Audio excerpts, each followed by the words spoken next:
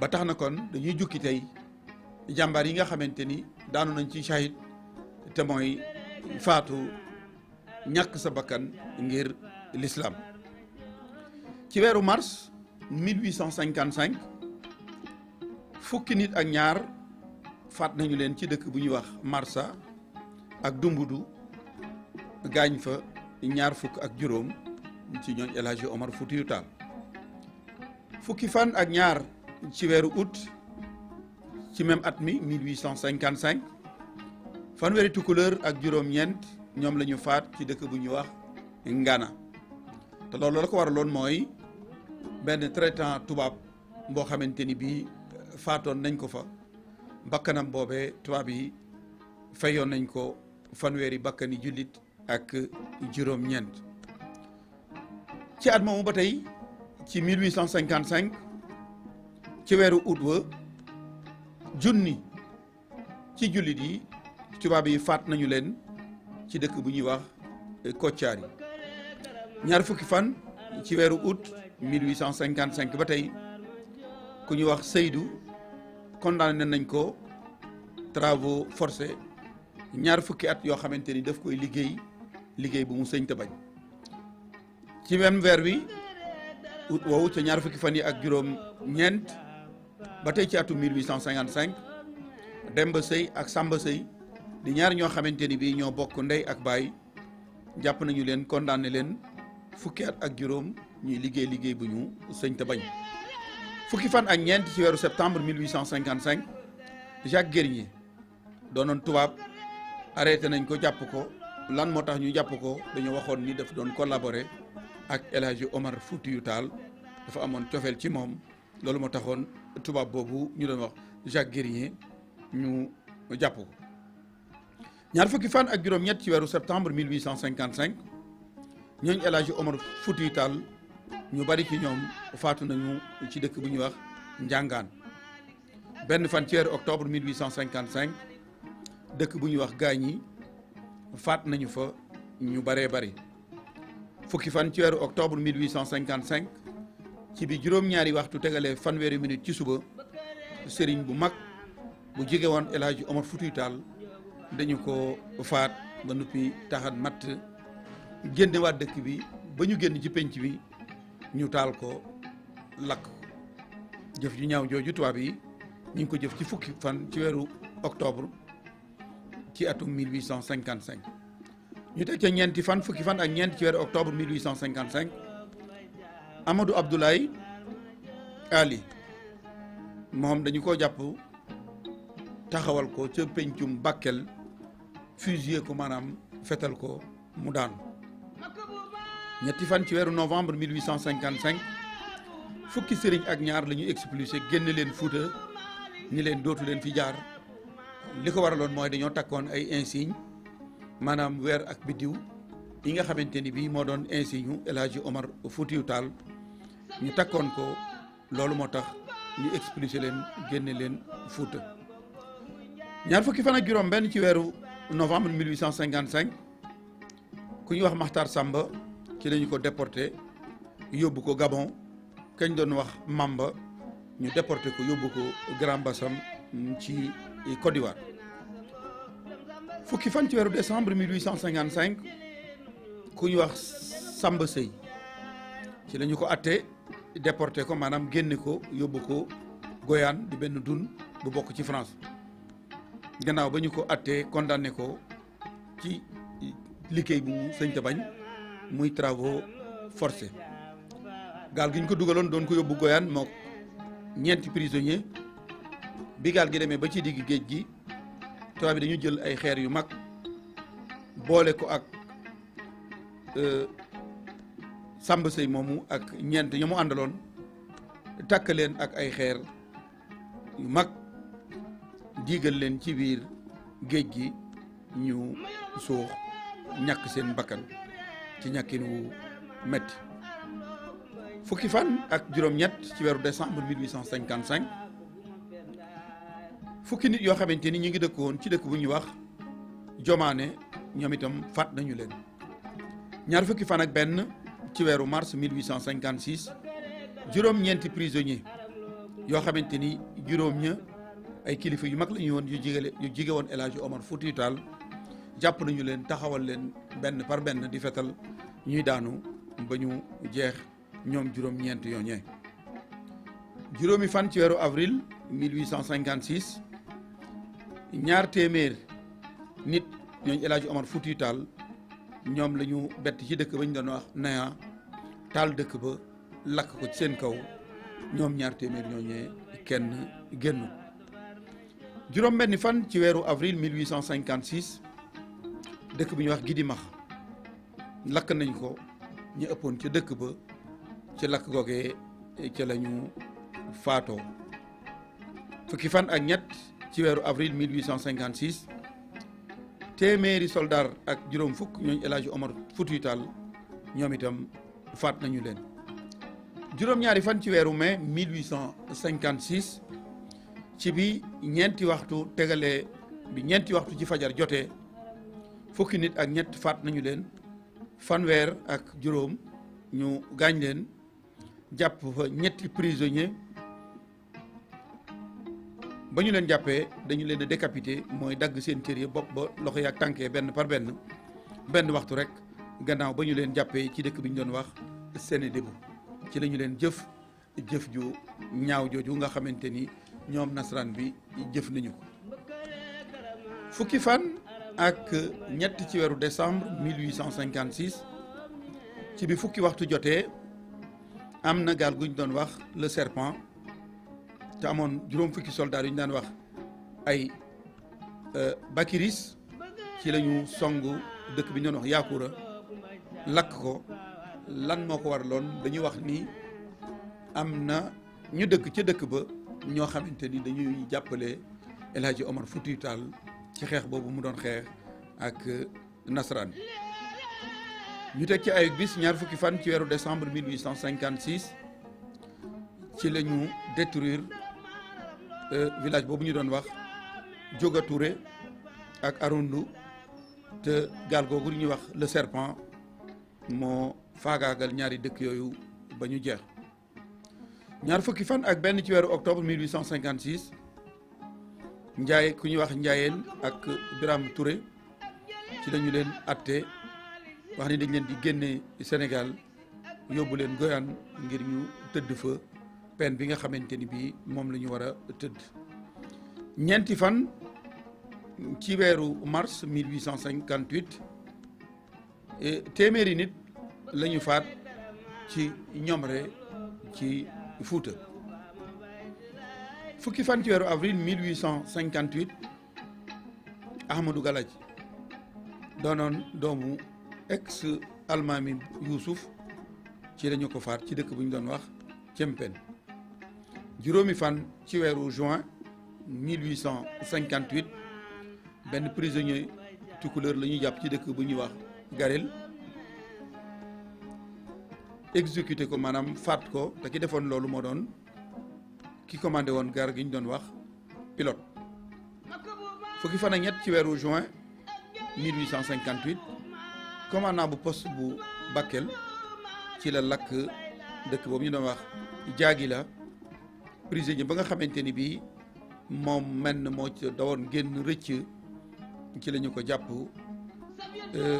takk buum ci baat bi yéese ko ci garab ba noppi soqi ay sox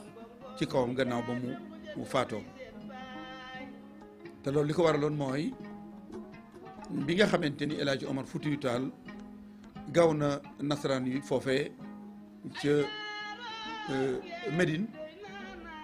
te ki ñu doon wax Polol mi ko jiite woon waa dëkk boobu doon jàppale El Hadji Omar sonnaloon ko lool loolu moo tax chef de poste bu Bakel jëf ju ñaaw jooju ci fukki fan ak juróom-ñaar ci weeru septembre 1858 benn tukkuleur la ñuy jàpp yéese ko takk buum ci baat bi takk ci garab diggante dëkk bu ñuy wax Njaaxal ak Paal benn fan ci weeru décembre 1858 rakki El Hadji Galadio Amady doonoon chef de Dakma ci la ñu ko jàpp mook aw fosam ci opération boo xamante ni bii tubaab bi ñu ngi ko doon amal daje ak moom ci lañu ko jàpp. fukki fan ak juróom ci weeru janvier 1859 ku ñu wax Betty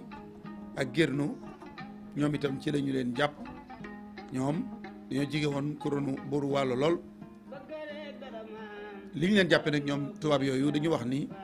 dañu attaché woon lool dañoo soppoon lool El Hadji Omar Foutiyou Tall loolu moo taxoon ñu jàpp leen. ñaar fukki fan ci weeru janvier 1859 benn taalibe El Hadji Omar Foutiyou Tall la ñu jàpp ci wetu Podor fetal ko te ki defoon loolu du woon kenn ki joxe woon ndigal li ma doon commandant de poste bu Podor. fukki fan ak juróom-ñaar ci weeru février 1859 fukki nit ak benn ci ñooñu El Hadji Omar Foutiyou Tall ñoom la ñu jàpp taxawal leen di fetal benn par benn te ki jox woon ndigal li moo doon commandant de poste bu Richard Toll. ñaar fukki fan ak ñett ci weeru février 1859 Jam Koné doonoon marabu bu mag bu jege woon El Hadji Omar Foutiyou Tall ci la ñu ko faat ci dëkk bi ñuy wax Moudéri. juróom-ñeenti fan ci weeru mars 1859 ku ñuy wax Thierno Djiby doonoon kilifa gu mag bu jege woon El Hadji Omar Foutiyou Tall ci la ñu ko faat ci dëkk bi ñuy wax Toutantare bokkoon ci Tomoré. ñaari fan ci weeru avril 1800 bi tuddee woon ko révolte des marabouts du Njàmbur ci la ñu faat Serigne Louga ak Serigne su baree bari te loolu tubaab yi am na kuñ daan wax Samba Maram Xaya moom la tubaab yi moo àndoon ak tubaab yi jëf jooju moo ko dox ba ñu xëy woo Serigne si ni ñu leen dañu leen a soxla commandant leen woo ñu ànd ak seen i sant ba ñu demee ñu jox sant fos yo ni leen dellu leen dañoo am waxtaan wu ñu war a def ak ñoom Serigne si keroog la ñu mujj xam ci ñoom dara seenu njaboot xamatuñ ci ñoom xamuñu kaw la ñu jëm xamuñu suuf la ñu jëm. loolu mu ngi amoon ci ñaar fukki fan ak juróom ci weeru décembre 1859. ñetti fan ci weeru octobre 1862 ñetti téeméeri soldaar yoo xamante ni ñi bokkoon ci armée Maba Diakhou Ba faat nañu leen ci poste bu Kaolack te la ko waraloon mooy Dameel Makoddu mi nga xamante ni teggee woon nañ ko ci nguuru Kayoor gi te fekk ne booba doomam ji ñu doon wax Samba Lawbe Fall doonoon buur foofee baayam ba mu ñëwee bëgg a jël nguur ga ci la xeex ak moom ànd ak El Hadji Omar Foutiyou Tall poste bi nga xamante ni Pinet-Laprade ñoom tabaxoon nañu ko ci Kaolack ñu song poste ba fekk kano yaa nga fa keroog ñetti téeméer daanu nañu ci ñooñ Tafsir Maba Diakhou Ba ca Kaolack. juróom-ñaari fan guddi juróom-ñaari fan jàpp juróom-ñetti fan ci weeru février 1864 góor yàlla bu mag bi nga xamante ni bii ñëwoon na Mbàkke Bawal ngir seede si ni dana feeñ ku tedd ki Xaadimu Rasuul Cheikh Ahmadou Bamba te waxoon ko waajuram Serigne Mor Anta Sali di El Hadji Omar Foutiyou Tall ci le réer dans les falaises de Bandiagara. kon moom moomu nga xamante ni li ñu fi wax lépp ñooñam la ñu ñàkk seen bakkan ngir lislaam mu di ko taxaw ba keroog bi mu réeree ca Bandiagara. kon góor yàlla bu mag boobu di El Hadji Omar Foutiyou Tall yàlla nañu ko sunu borom fayal jëfam jooju nga xamante ni jëf na ko ngir lislaam sax fi di dox ku daanu keneen jógaat ba bi sëriñ bi di ñëw fekk na ñoom góor yàlla yépp ñu daanu ba sëriñ Moussa Ka wax ni lislaam boobu amatul ku ko taxaw ndax jàmbaar yi ko doon taxaw dem nañu lislaam doon ab jirim toog di jooy lislaam di jooy yëkkat ba génn gàddaay ca soowu jant fépp mel ni làmbaay ci la sëriñ bi feeñ nag bambaani maay na ma dalub lislaamu sëf leen ma jóor leen ma danaa ko jaamu kon juróom-ñaari fan jàpp juróom-ñetti fan ci weeru février 1864 ca la réer ca fali sa nekk Bandiagara góor yàlla bu mag boobu di El Hadji Omar Foutiyou Tall yàlla na nu ko sunu borom fayal. ñaar fukki fan ak juróom benn ci weeru septembre ci at moomu ba tey 1864 Amadou Baydi doon doomu ancien chefu Dakma jànge woon ci école fils des chefs yi nga xamante ni tubaab yi ñoo ko wutoon doon ci jàngal doomi buur yi ci lañu ko condamné expulsé ko génne ko colonie bi diirub ñaari at te loolu kenn def ko woon lu may benn comptoir commercial bu ñu doon wax Assini ñoom ñoo ko condamné woon nga gis ni tubaab yi booba doonal ab tubaab rek décision bu la neex jël ndax ab comptoir commercial lañ ca xamoon mooy def commerce waaye atte nit di ko expulsé di ko génne ñoom amoon nañu pouvoir yooyu ci jamono jooju. ñeenti fan ci weeru juin 1865 ñeenti téeméeri partisan ñu Ceerno Ibrahima faat nañu leen ca Mudiri góor yàlla bu mag bi di Ceerno Ibrahima Kan moom la Serigne Mor Anta Sali tuddee borom Daarul Muxti li desoon ci ak njabootam léegi ci biir Mauritanie la ñu nekk. ñaar fukki fan ci weeru avril 1867 ñaar téeméeri partisan yu Tafsir Maba Jaxu Ba faat nañu leen ca Cofat. fukki fan ak juróom-ñaar jàpp fukk ak juróom-ñett ci weeru juillet 1867 ci la daanu tafsir bu mag boobu di Tafsir Maba Jaxu Ba di ko sonnoon ngir l'islam taxaw di ko sonnoon ngir bëggoon a taxawal ab état islamique ba loolu moo taxoon mu dajale woon sëriñ sépp yóbbu leen Saalum ci la yóbboo woon way juru ko tedd ki Xaadimu Rasuul ci Ahmadou Bamba di sëriñ Mor Anta Sali Saalum mu nekk Poroxaan yor daaram di jàngale ba loolu moo waral fa la tëdd soxna su tedd sa soxna Jaaratullah moo yóbboon itam sëriñ Mbusoobe ba loolu moo waral way juru soxna Jaara di soxna Asta Waalo tëdd fee mu tëdd tey di Naawel moom itam doonoon jàmbaar joo xamante ni bii lu nekk wan na ko tubaab bi bu ñu jógee ci les martyrs incha allah bi danañu leen indil beneen DVD boo xamante ni bii nag ñooñ l'islam ñoom itam li ñu woon tubaab yi moom la ñu leen cay indil ndax ci weeru novembre 1865 Tafsir Maba Jaxu Ba mi xeex na ak Pinet-Laprade la bataille de Paoskoto xeex boobu nga xamante ni ci la borom Daaru Muxti feeñ rey ci ñoom loo xamante ni kenn xamul nu mu toll Pinet-Laprade mu jam ko ci mbaggum càmmooñ ma mu daw mook soldaar sa ba làqusu ji poste bi nga xamante ni bii moom la leen doon wax ni moo nekk Kaolack te keroog ba ko Tafsir Maba Jaxu Ba songee ñu faat ci ñoom ñetti téeméer kon incha allah bi ginnaaw DVD bi danañu leen indil beneen boo xamante ni bii nag ñooñ l'islam li ñu won tubaab yi ñoom itam danañu leen ko indil ndax ay jàmbaar la ñu woon yoo xamante ni seen i ngànnaay tolloowul woon ak ngànnaay tubaab yi waaye ñoom itam lu nekk won nañu ko tubaab bi kon incha allah bi danañu leen indil beneen DVD boo xamante ni ñooñ l'islam la ñu leen indil li ñu won tubaab yi ñoom itam. fukki fan ak juróom-ñett ci weeru juillet ci atum 1867 bi nga xamante ni bii Tafsir Maba Jaxu Ba daanu na ca xeexub somb ba mu xeexoon ak séréer sa amoon na lieutenant bu ñu doon wax Samba Saraxule doonoon chef bu ko jige doonoon yilifoon mën nañu wax ni yilifoon armée Tafsir Maba Jaxu Ba gannaaw Damel Lat Joor ak buur ba Jolof kon moom Samba Saraxule foofu la ñu ko faate moom itam ca xareb somb boobu ci fukki fan ak juróom-ñett ci weeru juillet 1867 ñaar fukki fan ak juróom-ñaar ci weeru juin 1869 beneen góor yàlla bu mag di Ahmadou Cheikh Ba bi nga xamante ni Tafsir Maba Jaxu Ba daanu na ca somb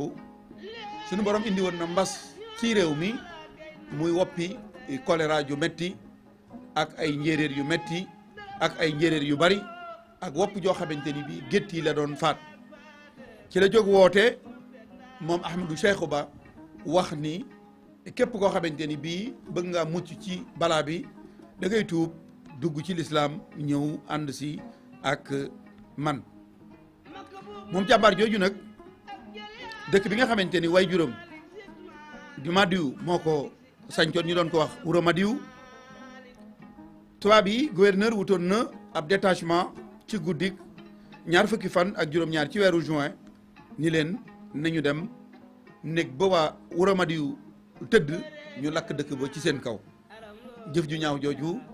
ñi ngi ko defoon ci guddik 20 fan ak juróom-ñaar ci weeru juin ci atum 1869. fukki fan ak juróom-ñaar ci weeru décembre 1869 ba tey juróom-ñeent fukki nit faat nañu leen ci dëkk bu ñuy wax Thialène doonoon dëkk bu ndaw bu nekkoon ci wetu Mekhe. juróom-ñeenti fan ci weeru février atum 1870 Ahmadou Cheikhou Ba faat nañu ci ñoom 200 ci dëkk bu ñuy wax Diawara ci Fouta. fukki fan ak benn ci weeru février 1875 ci la ñu faate góor yàlla boobu di Ahmadou Cheikhou Ba ci xeex bi nga xamante ni bi moom lañ doon wax la bataille de Bundu wala la bataille de Samba Sadio. kon fukki fan ak benn ci weeru février ci la góor yàlla bu mag boobu daanu te alalam ja ba ñu ko séddoo ñooñ Kajoor ya ndax xeex boobu nga xamante ni ci la faatu Lat Joor mu ngi àndoon ak tubaab yi ngir xeex ak jàmbaar jooju nga xamante ni moom itam lu nekk won na ko tubaab yi moom Lat Joor moom nga xamante ni allié tubaab yi la woon jamono jooju itam Ahmadou Cheikhou Ba xeex na ak moom lu war a mat 4 xeex yoo xamante ni bii benn bu ca nekk moom góor yàlla boobu moo ca gagné Lat Joor. kon bi mu daanoo ci la ñu jël alal ja séddale ko te am ku ca séddu woon bi mu ñëwee jébbalu ci Serigne Touba Serigne bi wax ko ni ko nag alal joojee da nga koy delloo ndax lekkuwul. ba mu ko delloo ñooñ Kajoor dégg ko buur ya ak la ca xew am ñu leen ko daganal wax ni alal ja dagan na ndax Ahmadou Cheikhou Ba daf doon woote ak nubo maanaam da doon woote ak yonent. kon sëriñ bi moom wax ni alal ja lekkuwut ba wax nañu ni kere bi nga xamante ni Lat Joor ànd na ak sëñ Xaalima Jaxate Kala ndax moom ko lëree Mamor Anta Sali la woon bi leen sëñ bi déggee mu dem doon mottali kóllëre gi doxoon waajuram diggante waajuram ak sëriñ ma Jaxate Kala ba mu demee Lat Joor ni xaali mbir moomu nga xamante ni bii kët da ngeen waxoon ni dagan na fekk na dañu doon bind sëriñ bi lettre sëriñ bi di leen bind lettre di leen wax ni daganul ba lettre bi ci mujj sëriñ bi mi ngi ko jox sëriñ Adama Sall borom nangu moo yóbbu lettre boobee. kere bi nga xamante ni sëriñ bi ñëw na nag ngir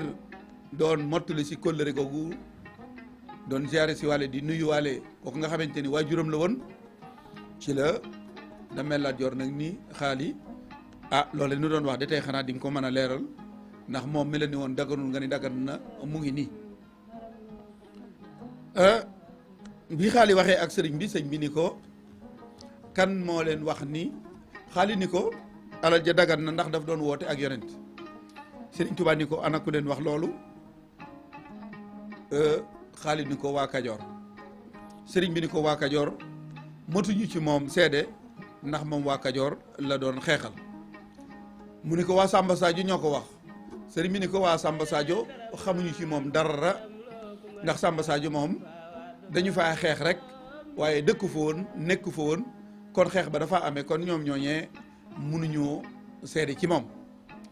waxi sëriñ boobu boo demee waxi ku tedd ki Xaadimu Rasuul Cheikh Ahmadou Bamba yoogu mu waxoon ci alali Ahmadou Cheikhou ji soo demee ci archive nationale di nga gis ni loolee sëriñ bi waxoon moo nekk. ndax ñoom tubaab yi ñoo tuddee Ahmadou Cheikhou un faux prophète ñoom ñoo ko tuddee kuy yonent lu te loolu tuddewoon nañ ko itam El Hadji Omar Foutiyou Tall ñoom ku daan woote ci l'islam rek daanuñu la wooyee un faux prophète. kon ñu gis ni loolee sëñ bi waxoon ni waa Kajoor matu ci moom seede ñoom tubaab yi ñoo ko doon wooyee un faux prophète. la mu leen waxoon itam ni leen waa Samba Sadio mënuñu ci seede ndax xeex ba dañ ko faa defee rek loolu mooy li nekk ndax Ahmadou Cheikhou kokki la jóge woon Samba Sadio dafa daje ak tubaab yi ñu xeex ba méttee mu dem ba leen bëgg a gañe tataam ji nga xamante ni tabaxoon na ko ci kokki ca la tubaab yi rocceeku ñoom bàyyi ñooñ Lat Joor yi ñu wéyal xeex ba ak Ahmadou Cheikhou ba na mu daanoo ci dëkk bu ñuy wax Jaajorde foofee la daanoo. kon li leen Serigne Touba waxoon ni Samba Sadio matuñu ci moom seede Samba Sadio dañu faa tàmbalee xeex ba waaye Ahmadou Cheikhou ba daanoowul Samba Sadio ndax xam ngeen ni xeexoon na ak buur ba Jolof ba nekkoon Jolof. kon stratégie bi mu jëloon di xeex di arrière wuti fi nga xamante ni bii mooy Jolof kon ba muy toll ca dëkk boobu nga xamante ni mooy Jaajorde fa la ko ñooñ Lat Joor ña faate. soo demee ci archive nationale tubaab bi dañuy wax ni ki jiite woon xeex ba dafay wax ni foofee ca kokki ca tataam jamu fa defoon fa la ñu ma fekk wax ma ni ma Ahmadou Cheikhou ba ñooñ Lat Joor ña faat nañu ko ci dëkk bu ñuy wax Jaajorde. kon fukki fan ak benn ci weeru février 1875 ci la Ahmadou Cheikhou ba daanu ci dëkk bu ñuy wax Jaajorde boo jógee Louga jëm Daara Jolof wala Linguère ci wetu Thiamène Bakary dëkk boobee di Jaajorde fa la góor yàlla bi daanoo di Ahmadou Cheikhou ba moom it yàlla na ko sunu borom fay jëf ji nga xamante ni jëf na ko ngir l'islam taxaw. keroog nag bi mu daanoo ci xeexu bund boobu juróomi téeméer ak ñaar fukk ak juróom ci ñooñam faatu nañu ci xeex boobee. kon bi mu daanoo juróomi téeméer ak ñaar fukk ak juróom ñu àndoon ak moom ñoom itam faatu nañu ci xeex boobee. fukki fan ak juróom ci weeru avril 1875 Babacar Anta ci la ñu ko jàpp yóbbu ko Gabon war ko fa tëj juróom-ñaari at. lan lañ ko duuraloon dañuy wax ni yow Babacar Anta da nga doon jàppale Ahmadou Cheikhou ba ci xeex boobu mu doon xeex ak tubaab yi. ñaar fukki fan ak ñaar ci weeru septembre 1875 Biram Ndiaye doonoon marabu bu dëkkoon Saloum moom itam ci la ñu ko jàpp mu doonoon sëriñ bu mag bu dëkkoon Saloum déporté ko yóbbu ko Gabon tëj ko fa juróom-ñaari at. fukki fan ak ñeent ci weeru septembre ci atum 1887 Seydina Limamou Laye Thiaw ci la ñu ko jàpp arrêté ko interné ko fi nga xamante ni bii mooy Gorée di île bi nekk ci wetu Ndakaaru. kon moom itam góor yàlla boobu foofu la ñu ko tëjoon bi ñu ko jàppee ci fukki fan ak ñeent ci weeru septembre 1887. fukki fan ak ñeent ba tey ci bés boobu ci weeru septembre 1887 nga xamante ni ci la ñu arrêté Seydina Limamou Laye Thiaw Mamoun mi nga xamante ni bii moom itam moo doon porte-fagnon góor yàlla boobu doon Mouhamadou Lamine Dramé te mu yónni woon ko ci la ñu ko jàpp daal di former benn cour martiale daal di koy atte daal di koy condamné à mort daal di koy taxawal ci Médine fetal ko ñëpp di teg bët. kon ñoom tàmmoon nañu tubaab yi ku ñu jàpp rek dañuy daal di créer benn tribunal tudde ko cour martiale ndax góor yàlla bii di Mouhamadou Lamine Dramé song na tubaab yi ca Bakel seen commerçant ya doomam bi mu tudde woon yonent yàlla Chouaib duma leen fa duma yu metti te ndaw la woon booba mu ngi toll ci fukki at ak juróom ñett waaye xam ngeen ni tubaab yi daanañ am na ñu daan ger ba tax ñuy war kon doomu góor yàlla boobu di doomu Mouhamadou Lamine Dramé bi nga xamante ni jëf na jëf ju mag jooju ci Bakel ci la ay ñenn ànd ak tubaab yi fexe ba teg ko loxo jàpp ko keroog bi ñu ko jàppee dañoo daal di former benn cour martial wax ni dañu koy atte ni nga xamante ni noonu la ñu def Mamoun mi nga xamante ni su waajuram daan xeex moo daan yor drapeau l'islam bi nga xamante ni biñ ko jàppee benn cour martial la ñu daal di formé atte ko daal di koy condamné à mort daal di koy fetal moom Chouaib moom itam bi ñu ko jàppee muy ndaw amoon fukki at ak juróom-ñett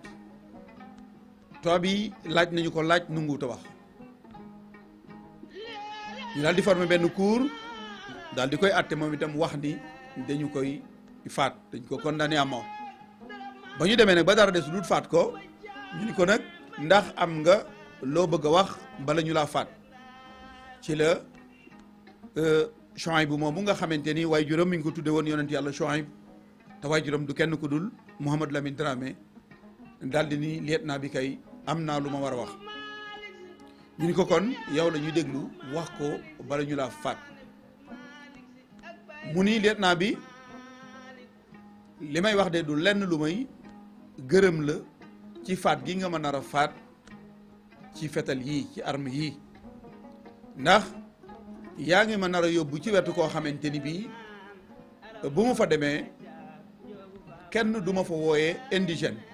ndax xam ngeen ni tubaab yi tur yu xeebu yooyu nit ñu ñuul yi ay indigène la ñu leen daan woowe kon mu xamal tubaab bi ni ko dama doon jihaad di xeex ngir yàlla tey jii jàpp nga ma yaa ngi ma bëgg a faat ngir bëgg maa yóbbu ci tabaraka wa taala moom moomay nga xamante ni moom lislaamam jee taxoon ma doon xeex bu ma demee kenn du ma fa wooyee indigène lii la amoon ci lu may wax ñu daal di fukki tireur ak ñaar ñoo taxaw kenn ku nekk soqi ci moom ba mu daanoo am na guy gu mag gu nekkoon foofu moom Chouaib bu moomu foofee la ñu ko suul mu daanu ci shahid ndax l'islam la doon xeexal moom itam kon yàlla na ko sunu borom fay jëfam joojee juróom-ñeenti fan ci weeru décembre ci atum 1887 ba tey góor yàlla boobu di Mouhamadou Lamine Dramé moom itam ci xeex boo xamante ni bii Alpha Molo xeex na ko ak moom ànd ko ak tubaab yi ci la gaañu ci dëkk bu ñuy wax Ndoko Sukuta te digganteem ak Gambie war a toll ci 2 wala 3 kilomètres fekk na booba Moussa Molo tubaab bi nee nañ ko fexeel ba Mouhamadou Lamine Dramé bu ñu ko jàppee bu ko kenn faat ndax dañu ko bëgg a mitiital bëgg koo waxloo bëgg koo salitloo waaye sunu borom bind na ñoo xamante ni bii kenn du leen toroxal te moom ci la bokk loolu moo tax ba mu xeexee ak ñoom ba dëkk bi ñuy wax Ndoko Sukuta Moussa Molo fekk ko fa ci la ñu ko jam jaasi ci pooj muy nàcc yu metti ba ñu ko jàppee nag tëral ko ci li ñuy wax noppi kër ay chuvière Moussa Molo jox ko benn géwélam ni ko na ko yóbbu man maa ngi dem wax tubaab bi nouvelle bu neex bi ni leen jàpp nañu Mouhamadou Lamine Dramé bi mu ñëwee ba dëkk bi ñuy wax Toubacouta ci yoonu Gambie bi la nekk foofee fa la ko sunu borom moome ci dëkk bu ñuy wax Kafini li ma waxoon ni sunu borom bindul ku dul faatu waaye bind na ku dul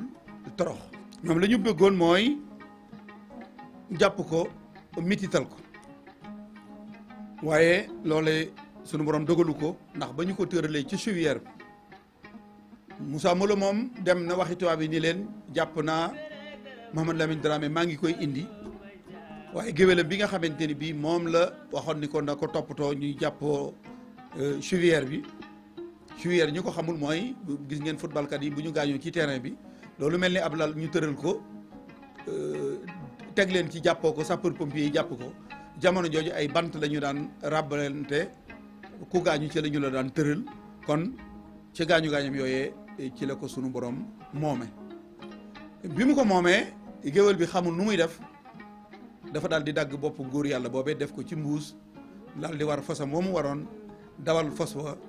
ñëw indil Moussa Molo bopp góor yàlla boobu di Mouhamadou Lamine Dramé ni ko kat sunu borom dogal na moom faatu na ci yoon wi kon la ñu bëggoon koy kekkantoo bëggoon di ko salitloo sunu borom àndul ak ñoom ca loolee kon la ñu def mooy dagg boppam boobee ñëw indil ko jox ko tubaab yi ndax tubaab yi loolu stratégie la bu ñu daan def boo xamante ni bii ku ñu muntoon a am ci yow ngay dund boo faatoo dañuy jël lenn ci say cër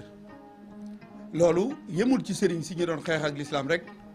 waaye bañkat yi nga xamante ni bii ay résistant la ñu woon bokk na ci ñooñu Jéeri Joor Ndeela keroog bi nga xamante ni commandant Saton convoqué na ko wax ko ni ko da ngay jaay ay jaam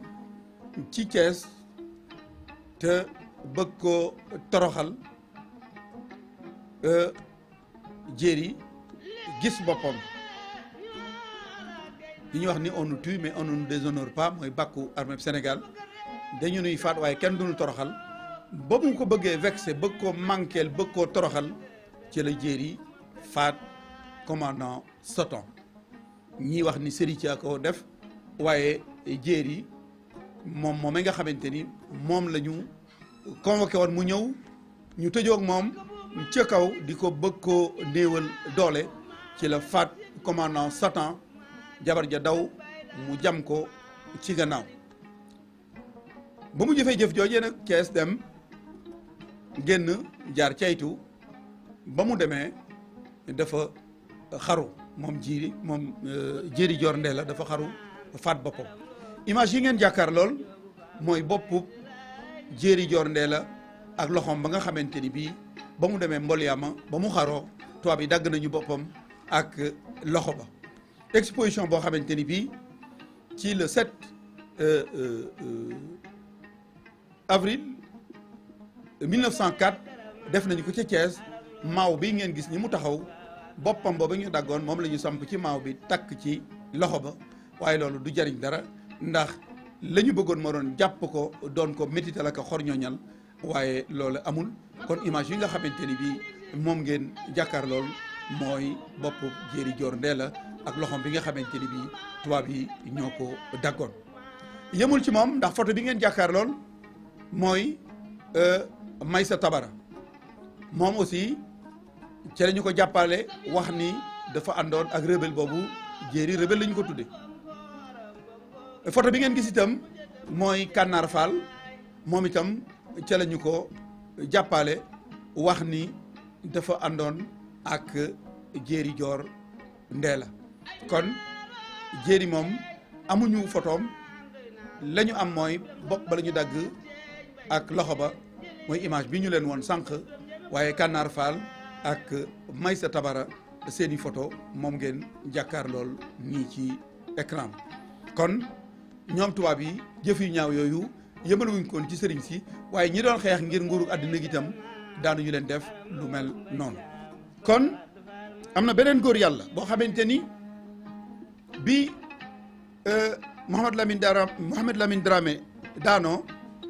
faatoo ni ñaan sunu borom moom itam fay ko jëfam ji nga xamante ni jëf na ko ci nasaraan bi ngir l'islam taxaw moom Mouhamed Lamine Dramé am na beneen góor yàlla bu ñuy wax Samba Jaadama moom itam doon jàmbaar lool lu nekk mu won ko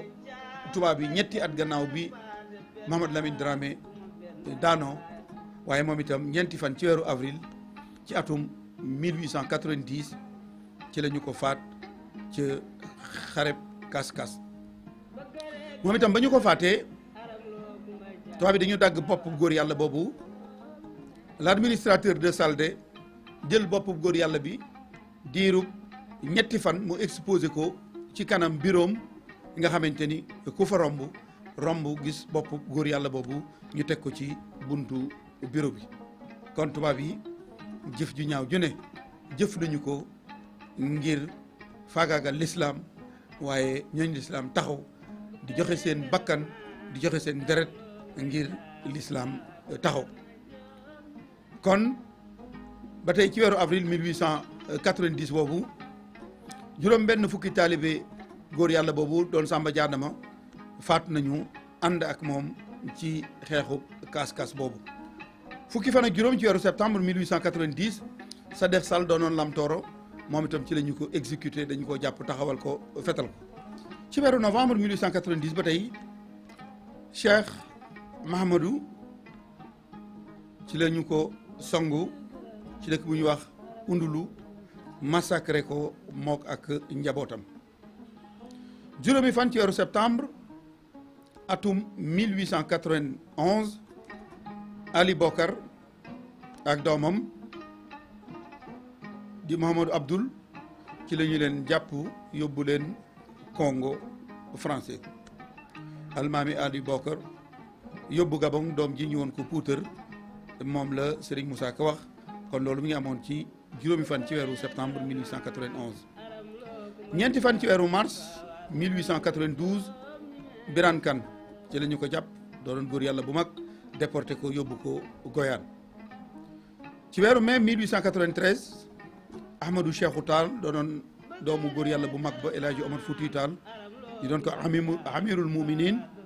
doon commandeur des croyants ci la exilé wu gàddaay génn. ci weeru avril 1895 am na beneen góor yàlla bu mag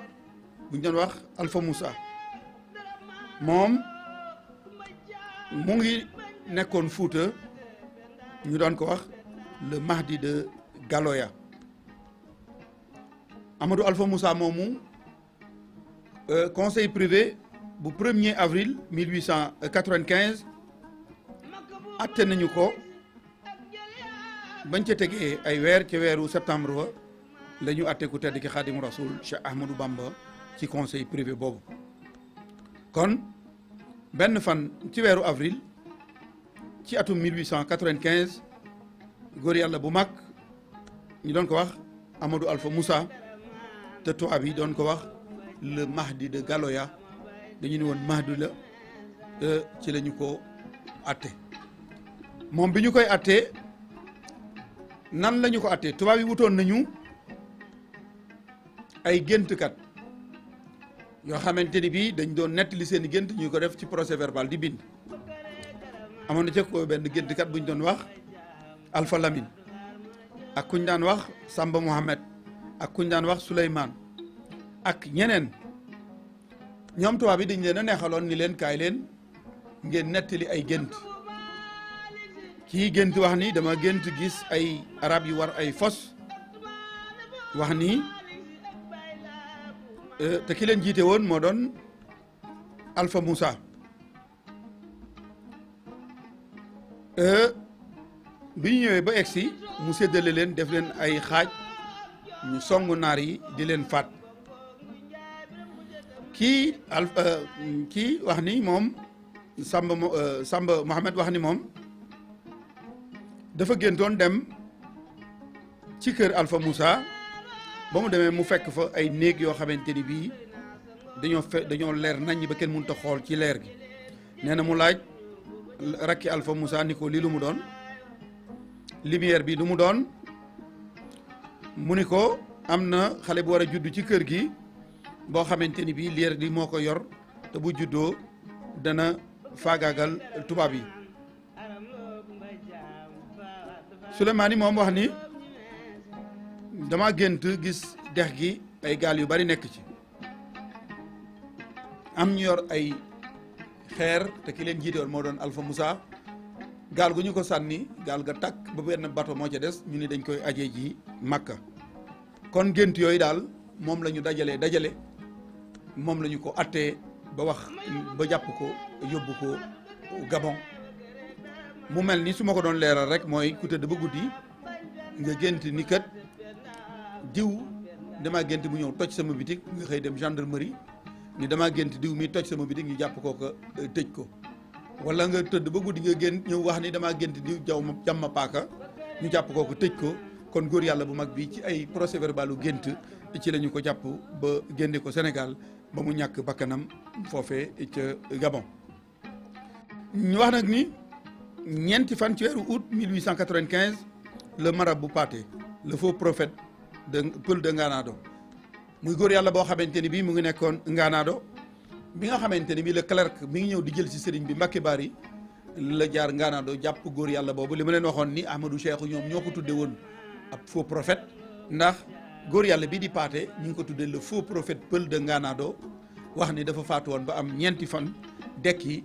ca la ñu ko jàppee moom itam ca la ay bokkam mu xame ci moom dara. ci document bi ñu ni ñaar fukki fan ak benn nag ci weeru septembre 1895 Cheikh Ahmadou Bamba est déporté au Gabon après la délibération du conseil privé du 5 septembre 1895. bi ñu egsee ci njaag borom dënd yi di ku tedd ki Xaadimu Rasuul Cheikh Ahmadou Bamba dinaa di wax ni loolu nga xamante ni sëriñ bi mu bàyyi ko ci géej gi ñëw ndar borom Daaru Muhti yónni sëñ Issa Diène mu woo si borom Daaru Muhti ba mu ñëwee bokk na ci la ma waxoon ak moom ni ko Ibrahima mu ni ko Mbàkke mu ni ko dem naa ba ñëw de indi naa sëriñ bu mag waaye fi ma jaaroon dey ruusuma ku topp sama mboor ndax bàyyiwuma fa genn caalit. góor yàlla yi ay jàmbaar lañu kenn ku ci nekk dégg nga nañu leen def nëga ni mënoon naa fekk barabu sëñ bi du nekk Sénégal nëga ni mënoon naa fekk ñi nga xamante ni bi seen i cër tubaab bi daanañ ci jëfandikoo tubaab bi mënoon ci moom dara loo xamante ni tey soo dee jàng ba egsi ci da nga ko tëb mbaa doo ko mën a jàng waaye moom day Mbàkke amuñu lu ñu ko waxal ci document bi lu may ci ñaar fukki fan ak benn ci weeru septembre 1895 gannaaw ba ko conseil privé bu 5 septembre attee ci la ñu ko dugal Gabon ci la ñu ko dugal bateau yóbbu ko Gabon kon loolu nu di ci sant yàlla bu baax a baax tey ñaan sunu jàmbar jooju yàlla nañu ko sunu borom fayal moom day Mbàkke li tubaab bi di wax ni mission accomplie moom day kenn amul ak caalit wala dara loo ko mën a bindal. ñaar fukki fan ak ñeent ci weeru février Abdoulaye Guèye di Tafsir Mbula doonoon ancien ku doon ànd ak Ahmadou Cheikhou Ba ci la ñu ko interné yóbbu ko Amdallah. ñaari fan ci weeru juin ci weeru juin bi ci atum 1900 ci la faatu le roi du Wassoulou Almami Samori Touré ci dun bu ñuy wax Légoué ci ñeenti waxtu ci ngoon gannaaw ba nga xamante ni jàpp nañu ko ñaar fukki fan ak juróom-ñett ci weeru septembre ci atum 1898 indi ko Ndar gi fi la ñu ko embarqué photo bi ngeen gis moom El Hadj moom Almami Samori Touré la ak ay jaamam ak ay soxnaam ak ay doomam moom gis ngeen yóbboon nañ ko Gabon waaye boole woon nañ ko ak njabootam ak ay jaamam ak lépp yóbbaale waaye ku tedd ki Xaadimu Rasuul Cheikh Ahmadou Bamba moom ba muy dem du dendandoo du doom du taalibe du kenn moom rek ak nasaraan nga gis ni li ñuy wax ni xare ka daw dàqul ka dee dàqul ndax moom Almami Samori Touré mi am na tagg wu mag bu ñu ko doon tagg ca Guinée ñu regard sur le passé maanaam bu ñuy fàttaliku ñoom seen démb ñuy wax ni le 28 septembre 1898 au petit matin à la faveur d'un brouillard épaisse un détachement français que les soldats de l'Almami avaient pris pour des négociateurs pénétra par surprise dans son camp à Guélémou et il fut prisonnier. Celui qui pour libérer sa mère souffrit comme esclave, celui qui pendant 16 ans lutta farouchement pour préserver la liberté et la dignité de son peuple, celui dont le seul nom semait la panique dans le camp de l'envahisseur, fut déporté au Gabon dans un île de Légoué d'où il devait s'éteindre le 2 juin 1900. nga gis ni njàmbaar googu nga xamante ni wax nañu ni ñaar fukki fan ak juróom-ñett ci weeru septembre 1898 ci la tubaab yi lay boo xamante ni bi layoon na ba fi Almami bi nekkoon kenn mënut a gis sa morom ci la ñu profité dugg ci fi mu nekkoon jàpp ko ndax fekk na soldat bi doon ay sofa dañoo yaakaaroon ni ñuy ñëw di négocier la ci la ñu ko jàpp jàmbaar jooju nga xamante ni wax nañu ne aw turam foo ko mas a tudd tubaab yi daw jàmbaar jooju nga xamante ni bi fukki at ak juróom-benn xeex na ko ngir libéré yaayam ngir jot àq ak yelleefu aw xeetam ci la ñu ko jàpp yóbbu ko Gabon mu wàcc ab liggéey ci le 2 juin 1900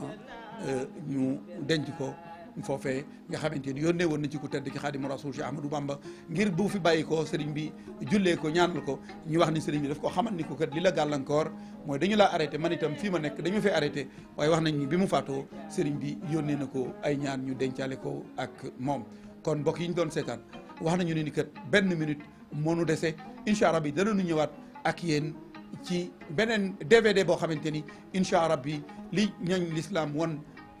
nasaraan bi moom lañ leen fas yéene indil ñu ngi leen di sant bu baax a baax